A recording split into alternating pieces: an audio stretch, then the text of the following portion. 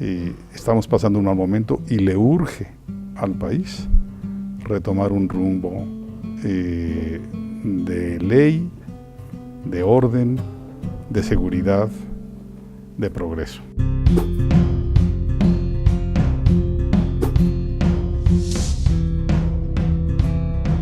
Doctor, en estos últimos años los políticos hablan mucho de refundación de la nación. Usted ha estudiado con detalle la historia del último siglo del país. ¿Hay lugar para refundaciones? Bueno, yo primero intentaría discutir muy brevemente si la historia sirve para entender el presente. Es un debate muy viejo, rápidamente paso por él. Para Cicerón, la historia era la maestra de la vida.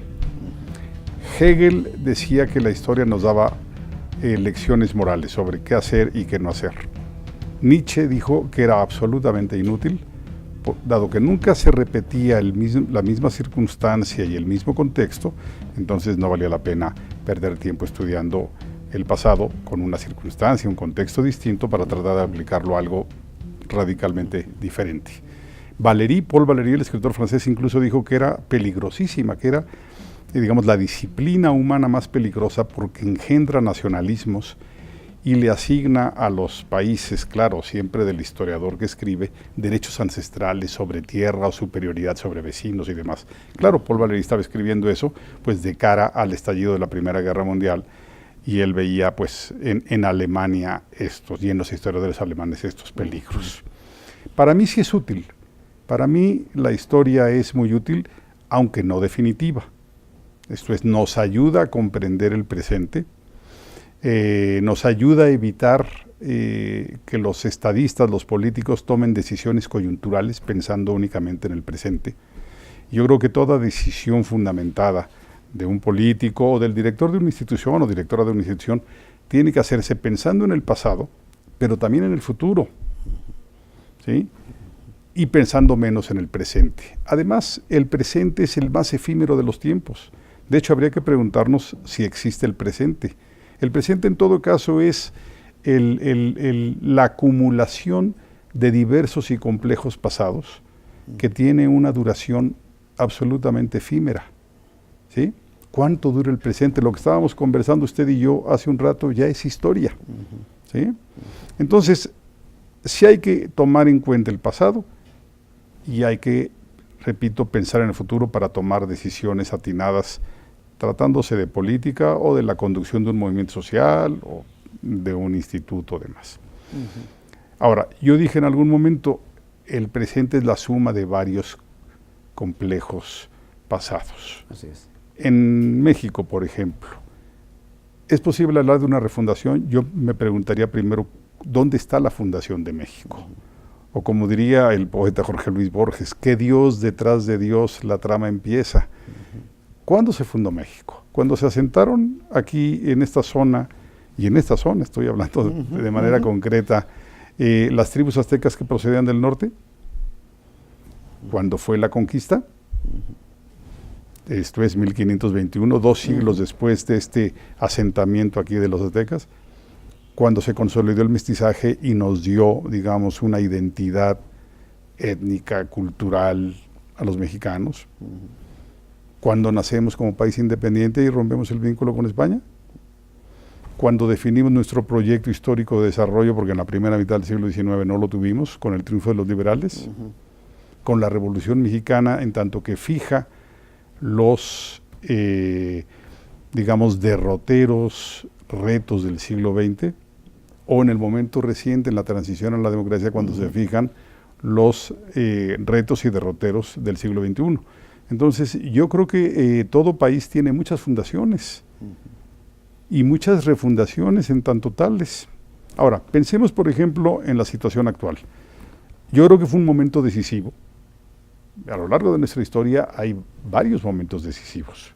La conquista, la independencia, el triunfo del proyecto liberal, la revolución, la transición a la democracia, no entendida, y que quede muy claro, como una alternancia partidista. No, la transición a la democracia implica muchas cosas, y no está del todo, y no está ni remotamente concluida. pero sí hay elementos muy importantes, por ejemplo, el acceso de la mujer a la vida pública, el crecimiento de la clase media, el acceso a la información, las exigencias de la ciudadanía en términos de transparencia. Todos estos son retos que la Revolución de 1910 no previó, pero no estamos criticando la Revolución de 1910, ¿sí? Eran retos que no existían, y son retos que sobre todo van vinculados con avances tecnológicos, con el crecimiento de la clase media, o sea, para que haya democracia tiene que haber una clase media amplia, y también, sobre todo, con la irrupción de las mujeres en la vida pública nacional. Perdón, doctor, ¿la revolución fue un momento fundacional? Yo creo que sí. En la historia. La revolución, bueno, es uno de los muchos, o vamos a decir, es un momento que le asigna al curso de la historia del país nuevas características. Pero entonces ya nos estamos metiendo en otro problema. Yo resumiría, si se puede resumir la historia de México del siglo XIX y principios del siglo XX en un minuto, de la siguiente forma. Conquistamos la independencia. ¿Qué significa la independencia? Básicamente, significa muchas cosas, pero básicamente es el rompimiento del vínculo político con España. El problema es que no sabíamos, ¿sí?, una vez independiente, qué país queríamos tener. Y hay conflictos entre monarquistas y republicanos, y entre republicanos federalistas y republicanos centralistas, y demás. Hasta que finalmente se impone el proyecto liberal, ¿sí?, a mediados del siglo XX. Los conservadores también querían la independencia, y debe quedar muy claro. Pero decían, bueno, vamos a romper el vínculo con España, pero tenemos que mantener nuestras tradiciones, ¿sí? Básicamente hablaban pues de la tradición de la religión católica y de una forma de gobierno centralista y monárquica. Eso es más o menos el debate. Dicen, bueno, si ya rompimos el vínculo con España, pero tenemos nuestros principios que duraron 3 siglos o más. Entonces, finalmente tuvimos un medio siglo, la primera mitad del siglo XIX, débil, sin un gobierno fuerte, no había control territorial, México era un país sin prestigio internacional, y el resultado fue pérdida de territorio, invasiones extranjeras y demás, hasta que finalmente se consolida un gobierno. Estamos hablando ya de mediados del siglo XIX, viene Juárez, Lerdo, muy poco tiempo, y sobre todo Porfirio Díaz. Pero nos vamos, no quiero yo caer en la explicación histórica del péndulo, pero nos fuimos a un gobierno muy autoritario. En buena medida, ¿sí?, y no quiero yo culpar a la sociedad de ello, en buena medida porque la sociedad mexicana carecía de cultura y carecía de cultura política, ¿sí? Entonces eso es, digamos, que las condiciones ideales para que operen los regímenes autoritarios. Vino la revolución, y la revolución lo que proponía era básicamente 2 cosas. Uno puede decir, proponía muchas, yo diría sí, pero concentrémonos en lo esencial, ¿sí? Proponía la limitación de un gobierno autoritario, o sea, no más dictadura. No nos supo decir cómo construir un gobierno democrático. Lo que nos propuso fue cómo destruir a un gobierno dictatorial, y lo hizo en 2 momentos. Primero Porfirio Díaz y luego Victoriano Huerta. Pero bien a bien, la segunda parte, digamos, no la supo hacer, que es construir un gobierno democrático, y tardó mucho tiempo. Uno puede ver cómo se va, primero es la Constitución y luego la construcción de partidos, en 29 y en 39 y en 48, es un proceso largo, es un proceso de aprendizaje, es un proceso de que la sociedad tenga sus 3 instancias ideológicas fundamentales. Esto fue lo que hizo la Revolución Mexicana, acabar con un gobierno dictatorial, o acabar con formas dictatoriales de gobierno, ¿sí? Y iniciar una lucha, y subrayo la palabra, iniciar una lucha contra la injusticia social. Esas serían las 2 aportaciones básicas. Hay otras aportaciones igualmente importantes, o un poco menos, digamos, definir un país nacionalista, darle una nueva cultura a la nación, una cultura propia, con una identidad muy clara, en fin, esas serían, digamos, las grandes aportaciones de la Revolución Mexicana. Aunque todas ellas, ¿sí?, no le llegan a la principal. La principal aportación de la Revolución Mexicana es hacer partícipe de la vida pública a sectores sociales, ¿sí?, populares, prácticamente sin derechos durante la segunda mitad del siglo XIX. Estoy pensando en el sector campesino Sí. y en un incipiente movimiento obrero. Piensen en Cananea, Río Blanco y demás. La Revolución Mexicana les da voz y les da derecho a estos sectores populares. Para mí estas son, digamos, las grandes aportaciones de la Revolución Mexicana. Esto es muy interesante lo que está comentando, y yo le preguntaría, doctor, sobre esto.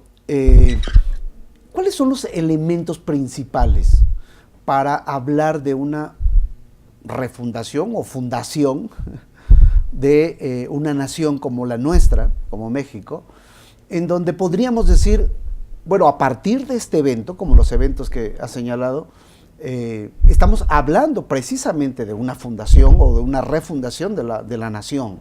Sí. ¿Cuáles son los elementos distintivos que nos hacen, los toques de piedra que nos hacen ver que efectivamente estamos frente a un evento de esta naturaleza? Bueno, sí, habría aquí que distinguir entre las fundaciones reales y las fundaciones míticas. ¿Sí? Las dos son muy importantes.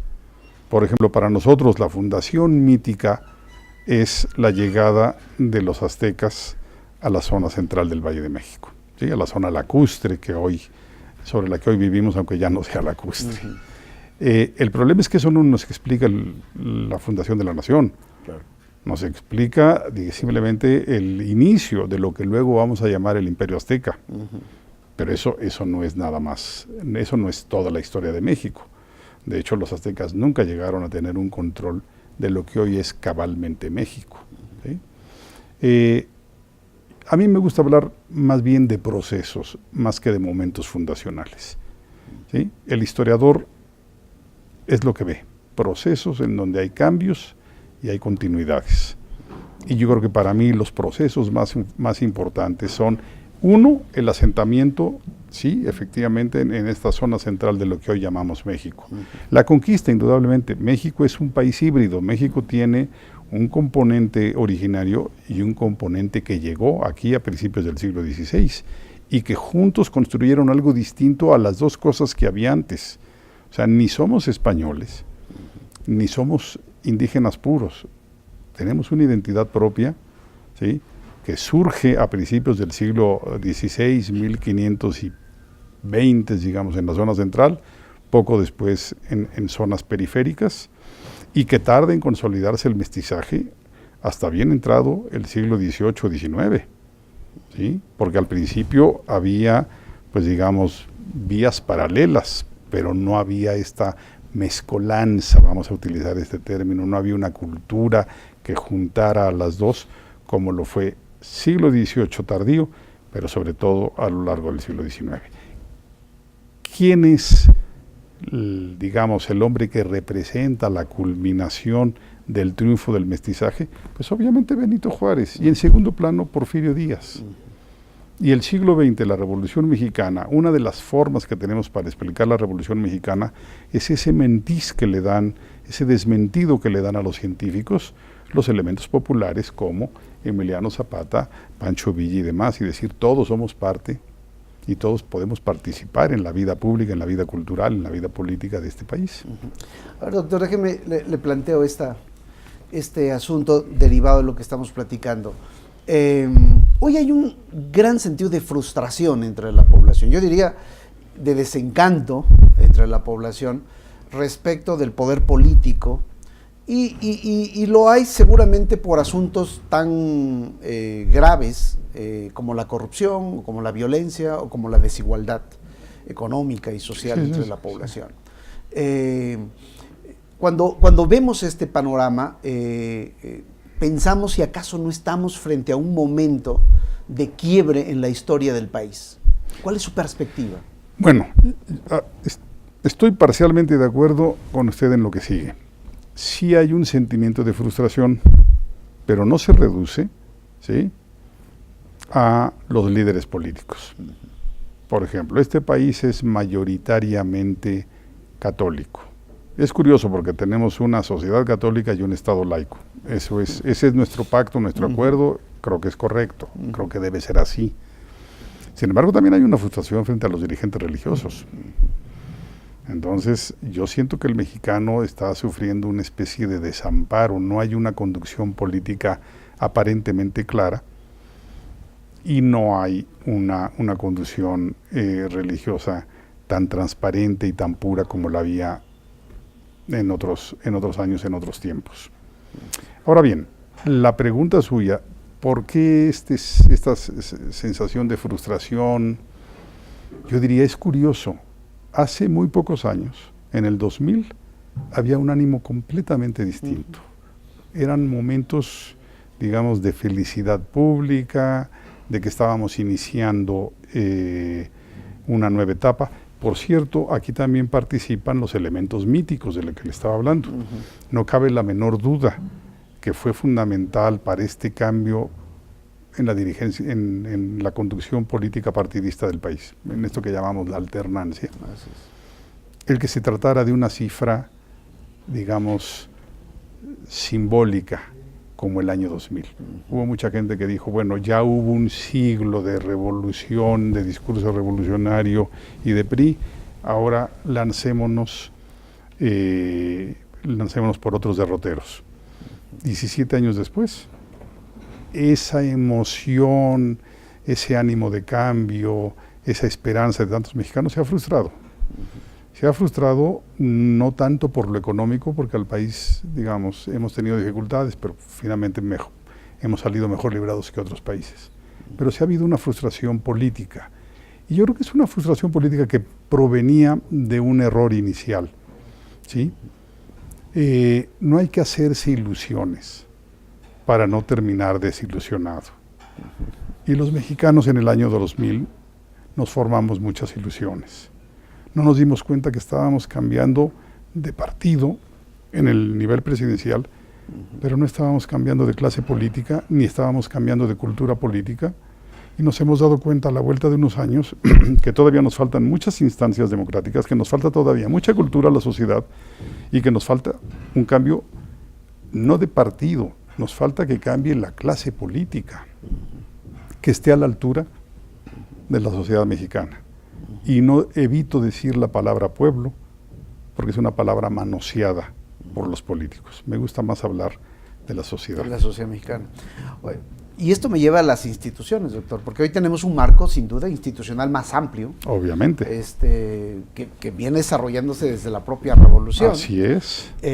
Pero hay muy poca credibilidad hoy, un siglo después, o más de un siglo después, hay muy poca credibilidad en las instituciones que hemos creado. Es parte de la modernidad y se da en el mundo entero. O sea, primero empezó pues la secularización y muchos dejaron de creer en principios religiosos, pero una de las formas de la modernidad es el escepticismo. No le pidamos, eso es parte de la cultura política, no le pidamos al mexicano de hoy, digamos, la fidelidad en la creencia de ciertas instituciones que se han agotado. Pero así es el curso de la historia.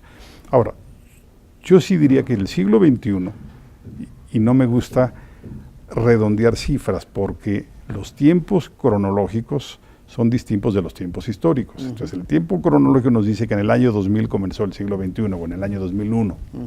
Vamos a evitar esta polémica. Pero en realidad puede haber comenzado un poco antes, o puede haber empezado un poco después. Por ejemplo, dependiendo del cariz partidista, para muchos que se identifican con la izquierda mexicana, el cambio comenzó en 97 con las elecciones de Ciudad de México. Para quienes se identifican con otro partido, comenzó claramente en el 2000. ¿Sí? Yo, como no me identifico con ningún partido, veo las cosas con una amplitud cronológica mayor. Y además no creo que el siglo XXI se reduzca a una alternancia partidista. Hoy tenemos instituciones nuevas, por ejemplo, lo que era el IFE-INE, o lo que era el INAI y el IFAI. Son instituciones muy importantes, que han tenido problemas en los últimos meses, sí, pero nuestra mejor apuesta, nuestra mejor opción, es que esas instituciones sigan fortaleciéndose. Hay otras que son menos, digamos, polémicas, menos públicas, pero igualmente valiosas. El INEGI. Hoy finalmente sabemos cuántos somos, en dónde estamos, de qué trabajamos, en qué creemos. Es importantísimo para tomar decisiones políticas rigurosas. ¿Sí? Por eso le decía yo, no solamente hay que utilizar Hay que pensar en el pasado, hay que pensar en el futuro y hay que pensar estadísticamente, tomar decisiones que realmente estén asentadas en la realidad, ¿no? Conocer el perfil de la sociedad mexicana de nuestros días. Perdón, nada más déjeme concluir. Sí. Y en cambio hay instituciones que fueron muy importantes en el siglo pasado y que hoy han abiertamente perdido su importancia. Por ejemplo, la CNC o la CTM incluso. Sí. Eran instituciones que marcaron la segunda mitad del siglo XX, pero hoy en un país que ha dejado de ser rural, la CNC ha perdido su importancia. La CTM lo mismo, un país en donde ya la adscripción corporativa de los obreros a los partidos se ha pulverizado. Esto es lo que explica las elecciones de los últimos años. Ya no hay esos votos corporativos que antes había. Lo bonito de la democracia, y repito, lo bonito, es mucho de la desilusión de la gente, es que antes había certidumbre y con la democracia, lo que trae la democracia es incertidumbre. De eso se trata precisamente. Y que haya cambios constantes. Faltaste a tus promesas, tuviste una mala ejecución gubernamental, gracias al voto te cambian. Eso es todo. ¿Hay algún paralelismo, doctor, que podamos encontrar en la situación por la que atravesó el país ahí en la independencia, en la época de la independencia, en la época de la revolución y en nuestra época actual? Absolutamente. Digamos que podamos rescatar y que sea valioso aplicar hoy. Para eso nos sirve la historia. Por ejemplo, hay momentos de enorme regocijo, ¿sí?, al triunfo de la independencia. Todos los textos, todas las crónicas nos hablan de que la entrada del ejército trigarante a Ciudad de México fue absolutamente feliz. Y lo mismo nos dicen las crónicas de las entradas de los ejércitos trigarantes o de los grupos trigarantes a otras ciudades del país. México era finalmente independiente. A los pocos meses, ese enorme gusto comenzó a desdibujarse, ¿sí? Bueno, pues España no reconoce la independencia, Iturbide pretende ser emperador, comienzan los conflictos entre la clase gobernante, el vicepresidente se lanza siempre contra el presidente, un mal diseño constitucional. Lo mismo la Revolución Mexicana. 1917, digamos, sobre todo principios de 17, es un momento feliz para el país. Acabamos de resolver el problema de la expedición punitiva, se nos olvida, pero los punitivos entran a México a mediados de marzo y se retiran, de 16, claro, y se retiran el 5 de febrero de 17, el día que se está promulgando la Constitución. Es una ocupación de parte del territorio que duró 11 meses. Poco después, ¿sí?, se inicia la vida constitucional. Estamos hablando de febrero de 17 a mayo que entra en vigor la Constitución. ¿Qué pasa 3 años después? Derrocamiento por parte de los sonorenses a Venustiano Carranza. Rebeliones electorales. Cuánto conflicto electoral había, cuánto contienda electoral había, terminaba en rebelión. Pensemos en la revuelta de Agua Prieta, pensemos en la rebelión de la Huertista, pero sobre todo en las elecciones de 1928, se nos olvida constantemente, pero los 3 aspirantes a la presidencia murieron por bala: Serrano, Gómez y Obregón. Entonces la gente empezó a ver la revolución, los logros de la revolución con cierto desánimo, con cierto escepticismo. Eso es normal. Pensemos ahora en otras latitudes. Se disuelve la Unión Soviética, ¿sí? Hay todo un optimismo respecto al futuro. Los jóvenes están encantados, van a competir, hay apertura y demás. La población vieja, la población anciana de la ex Unión Soviética no está conforme. ¿Por qué? Porque antes le daban todo, le asignaban recursos, le asignaban clientelas, le asignaban todo. siempre la desilusión se presenta después de los momentos felices. Es parte de la naturaleza humana y es parte sobre todo de lo siguiente.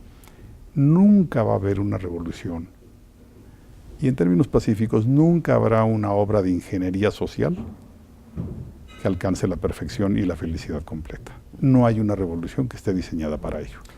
Las revoluciones tienen logros, pero también costos enormes. ¿Acaso hoy, doctor, estamos dominados por el pesimismo? Digo, reflexionando hacia atrás en nuestros últimos... Estamos pasando un mal momento, indudablemente. 150 años, pareciera ser que hoy estamos dominados por el pesimismo entonces, cuando uno ve los medios de comunicación. Sí, cuando México uno ve está la pasando... realidad. Sí, yo estoy de acuerdo. México está pasando un momento difícil. Vamos, lo elemental, eso significa vivir en sociedad. Carecemos de seguridad. No nos da miedo salir a la calle. Eso es increíble. Desconfiamos de toda la clase política. O sea, estamos pasando un mal momento y le urge al país retomar un rumbo de ley, de orden, de seguridad, de progreso. En estos momentos clave que hemos hablado acerca de la historia de México, siempre hemos encontrado personajes centrales o grupos de personajes centrales, liderazgos que han propuesto con sus ideas, digamos, nuevos rumbos, nuevos derroteros. Quizá hoy eso es lo que estamos careciendo en el país. ¿Cree que ¿El liderazgos? ¿Tiene que ver con un tema de liderazgos, doctor? Puede ser. Yo la plantearía de otra manera. Yo soy optimista. Finalmente, los que somos profesores no podemos darnos el lujo de ser pesimistas y transmitirles ese pesimismo a los alumnos, a los jóvenes. Y yo siempre les digo, bueno, si México superó 3 siglos de coloniaje, si México superó la invasión norteamericana que nos hizo perder la mitad del territorio, si superamos una invasión francesa, y Francia era una de las grandes potencias de entonces, si superamos la Revolución Mexicana, la Guerra Cristera, podremos salir de esta. Podremos salir de esta circunstancia, de este contexto que nos tiene realmente tan incómodos, tan lastimados. Pero no va a ser fácil. Todos estos conflictos que le acabo de mencionar tomaron años para suturar sus heridas. Y México requiere salir. Ahora, liderazgo. Sí, hubo grandes hombres, por ejemplo, en la generación liberal. Pues si uno ve a los constituyentes de 17, si uno ve a algunos líderes revolucionarios, por ejemplo, el sacrificio de Madero, sacrifica su propia riqueza. Hoy no los hay, de ninguna manera, pero habrá que construirlos. Recuerde que los liderazgos surgen de la sociedad. O sea, la sociedad tiene que construir estos líderes. Esto es parte de lo que nos está haciendo. Es parte de nuestros retos. Pues, doctor, le agradezco muchísimo El agradecido soy yo. esta conversación. Muchas gracias.